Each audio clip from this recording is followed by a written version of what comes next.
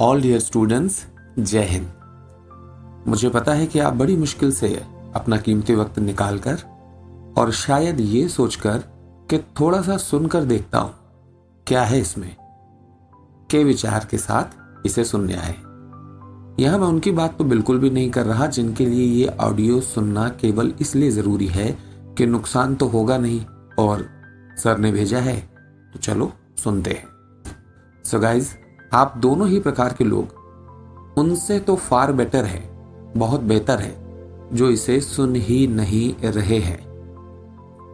कोई कुछ भी कहे, लेकिन मेरा अनुभव यह कहता है कि आपको खुद से बहुत सी उम्मीदें हैं जो पूरा होने में समय ले रही हैं, और दूसरी तरफ आसपास के लोगों के प्रश्न और ताने तकलीफों को बढ़ाते हैं। इसलिए मैं आपको एक ऐसे व्यक्ति के बारे में आज बताऊंगा जिसने शायद आपसे ज्यादा दिक्कतें झेली है।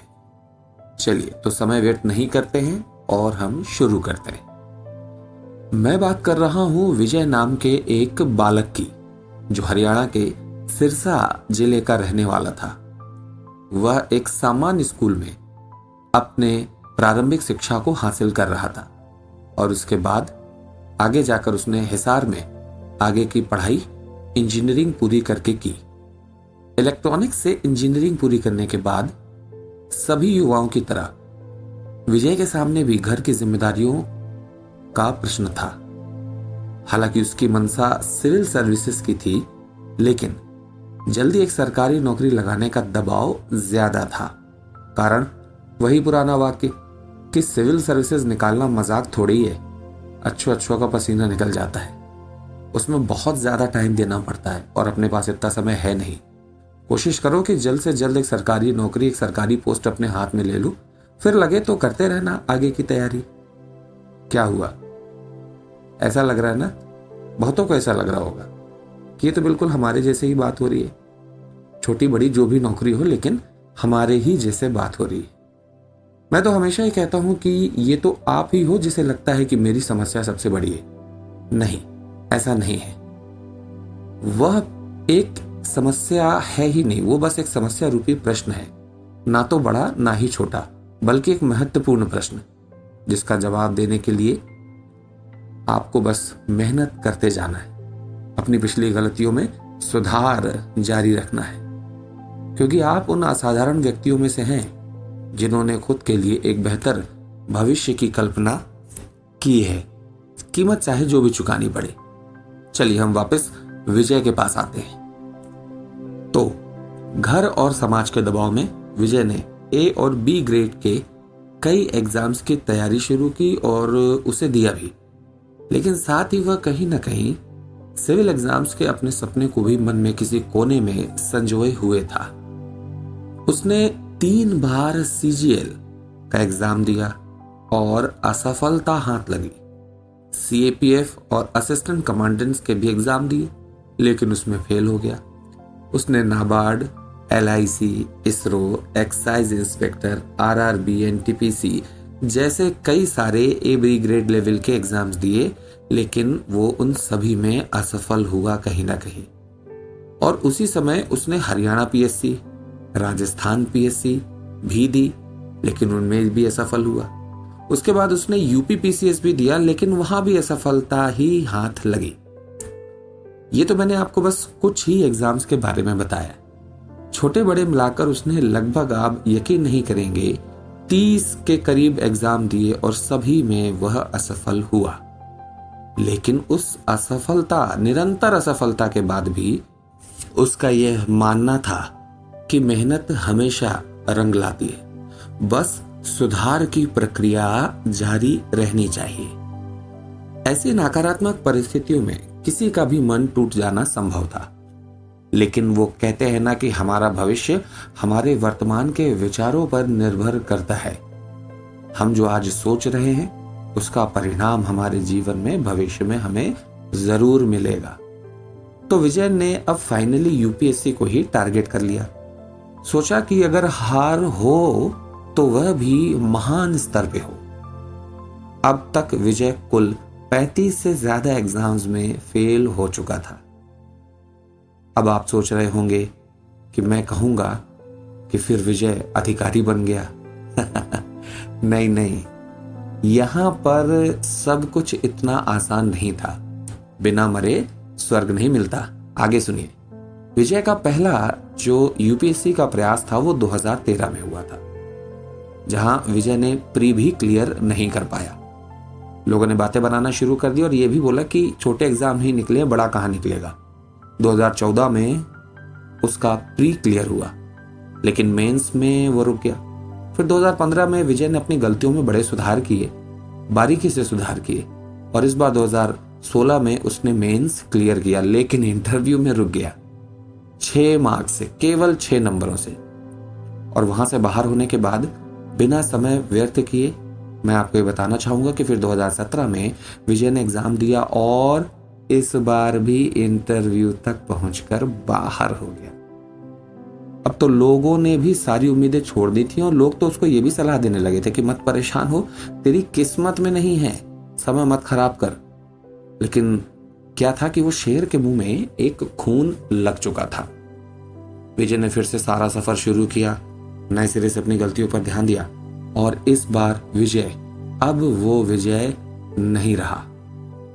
अब 2018 के यूपीएससी एग्जाम में 104वीं रैंक, 104th रैंक के साथ श्री विजय वर्धन सारस्वत आईपीएस ऑफिसर 2018 बन चुका था।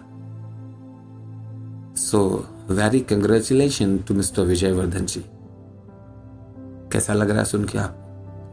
अच्छा लग रहा होगा, है ना? लेकिन ये मिस्टर विजय के लिए अच्छा लग रहा होगा, अपने लिए शायद आप उस चीज को महसूस नहीं कर पा रहे। तो मेरी बात को सुनिए। आपके लिए जो मुझे अभी सुन रहे हैं ये एक मोटिवेशनल स्टोरी थी, लेकिन आपको जो फायदा मिलना है इससे वो अभी बाकी है।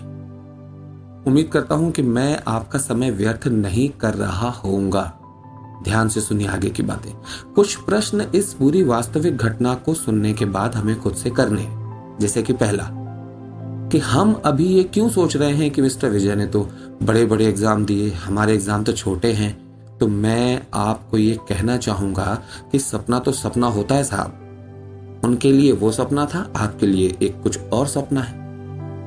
आपको उनके संघर्ष और विश्वास से सीख लेनी है, ना कि अन्य किसी पक्ष से अपनी तुलना उनसे करके खुद को अलग और उनको अलग साबित करना है। दूसरी एक चीज जो सीखनी है, वहां कई सारे पॉइंट्स आपको मिलेंगे। वह क्या बात थी जिसकी वजह से मिस्टर विजय अपनी सफलता के मकाम तक पहुंचे, तो वो मैं आपके साथ शेयर करना चाहूंगा। और ये जो मैं बता रहा हूं ये खुद मिस्टर विजय ने अपने इंटरव्यू में खुद से ही बताया है। पहला, उन्होंने शुरू से ही खुद को समय देने का निर्णय बनाया था, वो किसी जल्दीबाजी में नहीं थे। दूसरा, अपने भविष्य की सुविधाओं की कल्पना को ध्यान में रखते हुए वर्तमान की दुविधाओं को भी एंजॉय किया था। अपने सपनों को जिंदा रखिए, मार मत दीजिए। तीसरी चीज, बोलने वालों को बोलने दिया, अपने सपनों को उनके कहने के वजह से छोटा नहीं समझा और खुद को भी कभी कोसा नहीं। चौथी चीज, कभी भी असफलता का कारण किसी अन्य व्यक्ति, स्थिति, परिस्थिति या अपनी किस्मत को नहीं माना, बल्कि खुद उसकी रिस्पॉन्सिबिलिटी ली और अपनी कमियों को खोजकर उनमें सुधार किया। ये बहुत जरूरी शब्द है। और पांचवा, कभी भी असफलता का मातम नहीं मनाया, बल्कि उनसे सीख कर सफलता की ओर कदम बढ़ाया। और ऐसा ही बहुत कुछ, लेकिन ये मुख्य 5 कारण थे। अभी भी शायद आप सोच रहे होंगे कि ये सब हम कैसे करें, तो मैं आप सभी को बोलना चाहूंगा कि आपको कुछ नया प्रारंभ नहीं करना है, बल्कि जो कर रहे हैं उसे किसी भी कारण से रोकना नहीं है। ये पहला स्टेप होगा। और उस पूरी प्रक्रिया में कुछ ही बातों को ऐड करना है, जैसे कि यदि कुछ नहीं बनता है तो उसे ऐसे ही छोड़कर आगे ना बढ़ें, उसके बारे में पूरी जानकारी लें, चाहे जहां से हो। बार बार प्रयास करते रहें। प्रैक्टिस मेक्स मैन और वुमन परफेक्ट। अध्ययन को सबसे ज्यादा टाइम दें, स्टडी को पूरे दिन में सबसे ज्यादा टाइम दीजिए। एंटरटेनमेंट के लिए दुनिया और जिंदगी पड़ी हुई है। अपनी सफलता को और अपने शिक्षकों के प्रति अपने अंदर एक विश्वास रखिए, कॉन्फिडेंस रखिए, आश्वस्त रहिए। ऐसे सभी लोग जो आपके अध्ययन क्षेत्र से संबंधित नहीं हैं, तो उनकी बातों पर जरा भी ध्यान ना दीजिए। सुधार की प्रक्रिया जारी रखिए, ये सबसे इंपॉर्टेंट है। अपनी वर्तमान जो लाइफ है, आपकी जिंदगी है, उसका सबसे महत्वपूर्ण जो टॉपिक है, अपनी पोस्ट को ही बनाकर रखिए। कुछ और उससे ज्यादा इंपॉर्टेंट नहीं होना चाहिए। और सबसे महत्वपूर्ण, ईश्वर पर विश्वास रखिए, क्योंकि यदि आपके प्रयासों की दिशा सही है तो सफलता आपके कदमों में होगी। खुद को दूसरों से कम मत समझिए, बस ये समय की बात है। बिल्कुल वैसे ही जैसे मिस्टर विजय 2013 से 2018 तक सब लोगों की बातें सुनते रहे, निगेटिविटी झेलते रहे, लेकिन जब 2018 का रिजल्ट आया तो सबको समझ आ गया कि संघर्ष केवल 4-5 वर्षों का था, लेकिन अब जो जीवन का आनंद है, सफलता का आनंद है, वो पूरे जीवन होगा। तो आप भी तैयार हो जाइए। मुझे धैर्य के साथ सुनने के लिए धन्यवाद, क्योंकि यदि आप अभी तक मुझे पूरा सुनते आए हैं तो मैं गारंटी के साथ ये कह सकता हूं कि आपको आपकी सफलता प्राप्त करने से कोई नहीं रोक सकता। बस अपना समय व्यर्थ मत करना और अपना अध्ययन जारी रखना। जाते जाते मैं ये 2 लाइनें आपको बोलना चाहूंगा, हो सकता है कि आपके दिमाग तक पहुंचे। सब जाग रहे तू सोता रहे, किस्मत को थामे रोता रहे, जो दूर है माना मिला नहीं, जो पास भी है वो खोता रहे। ये लाइनें मेरी नहीं हैं, ये मैंने मिस्टर विजय सारस्वत से ही सुनी, उन्होंने ही अपने इंटरव्यू में कहा।